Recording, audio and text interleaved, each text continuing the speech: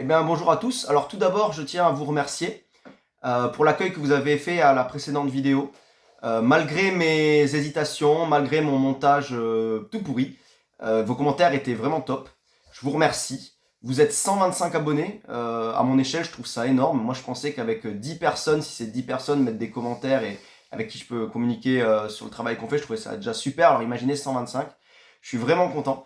Et comme je vous avais dit, je vais essayer de faire des choses qu'on voit assez peu sur le YouTube francophone, en tout cas à ma connaissance. Et ça commence aujourd'hui. Allez, on se retrouve dans la vidéo. Alors pour cette nouvelle vidéo, on va parler d'effets visuels sur Mega Drive. Vous avez peut-être vu passer une vidéo où l'on voit ce qui ressemble à un portage de Donkey Kong Country 2. On voit le niveau du galion avec ses nuages et lorsqu'on regarde attentivement, on a l'impression qu'il y a trois plans de décor. Le bateau, des nuages à l'avant-plan et des nuages à l'arrière-plan. J'ai d'abord cru à un nouvel effet sur Mega Drive, mais Simon de Neophyte Studio m'a fait remarquer que il y avait la même chose dans Batman et Robin, dans le niveau avec le niveau shoot 'em up à la fin.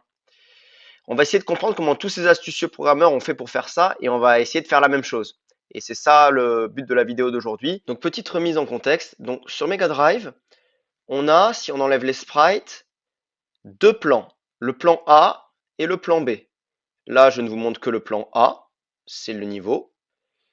Et là, je ne vous montre que le plan B, c'est l'arrière.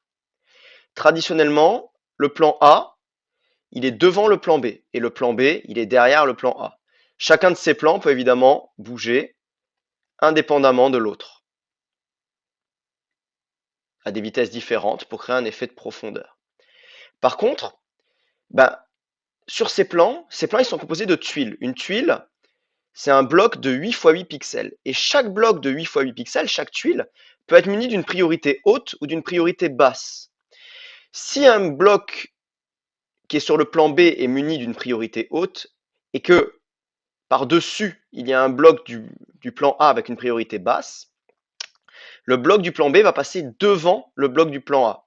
Ce qui fait que le plan B, ok, il est traditionnellement derrière, mais il peut aussi passer devant. Si on rajoute à ça que chaque ligne du décor peut être bougée horizontalement indépendamment des autres, et que les deux plans peuvent se chevaucher, l'un devant, l'un derrière, c'est grâce à ça qu'on a eu des super effets de profondeur et des super effets de parallaxe sur Mega Drive. Donc revenons à nos moutons. Comment ils ont fait pour avoir trois plans? Est-ce que vous avez remarqué un détail? Les nuages, que ce soit les nuages qui sont devant et les nuages qui sont derrière, ils sont un peu comme hachurés. Voilà mon analyse. Moi, je pense que le plan A, il contient le bateau. Le plan B en haute priorité, il contient les nuages qui sont à l'avant. Et le plan B en basse priorité, il contient les nuages qui sont à l'arrière. Et donc, on va essayer de faire la même chose. Donc, on se retrouve dans une petite ROM que j'ai faite pour essayer de faire de même. J'ai choisi trois grosses images pour illustrer mon propos. J'ai Sonic sur le plan A, j'ai Tails sur le plan B en priorité basse, vous voyez qu'il est affiché derrière Sonic. Et j'ai Knuckles sur le plan B en priorité haute, et vous voyez qu'il est affiché devant Sonic. Ils peuvent même avoir un scrolling indépendant. Chacun bouge à sa propre vitesse. Bon, par contre, on a un problème. Comme Knuckles et Tails ils sont sur le même plan, et ben en fait ils peuvent pas se chevaucher. Vous voyez que Tails il est derrière mais il est en haut. Knuckles il est devant mais il est en bas. Et ils se chevauchent jamais. Dans les faits qu'on essaye de refaire, les trois plans ils se chevauchent complètement. Les nuages à l'arrière ils vont de haut en bas de l'écran et les nuages à l'avant ils vont du haut en bas de l'écran. C'est là qu'on va utiliser ce qu'on appelle un raster effect. Alors, un raster effect, on va essayer d'expliquer ça mais de faire court, il s'agit de, en quelque sorte de modifier l'image alors qu'elle est en train d'être affichée. C'est une technique qui est connue depuis les consoles 8 bits. Donc ici, le raster effect c'est quoi? Il s'agit de faire scroller verticalement l'image pendant que la console l'affiche pour lui faire afficher alternativement Tails, alternativement Knuckles. Pour prendre un exemple, on va dire, de la vie de tous les jours, c'est comme si à l'école, vous êtes en train de pomper le devoir d'un voisin, mais à chaque ligne que vous recopiez, le voisin il décale la feuille, ou même encore pire, il l'échange avec une autre feuille.